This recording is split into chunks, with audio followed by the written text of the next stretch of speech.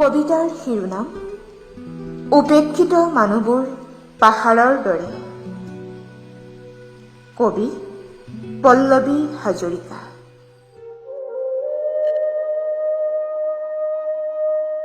মোৰ চৌপাশে উৰি ফুৰে এতিয়াও তোমাৰ অস্বীকাৰৰ মাত। তুমি মোক অস্বীকাৰ কৰা, মই তোমাৰ অস্বীকাৰক অস্বীকাৰ কৰোঁ। এনেকৈ কথাখিনি এটা ডাঙৰ কাহিনী হয়।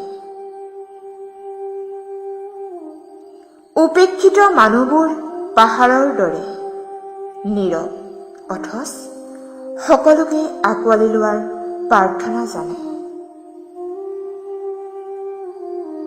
অলপমান সুযোগ পোৱা হলে মই জনালোহেঁতেন তোমাক উপেক্ষিত কবিতাবোৰৰ মাজত এখন সেউজীয়া পাহাৰ থকাৰ কথা।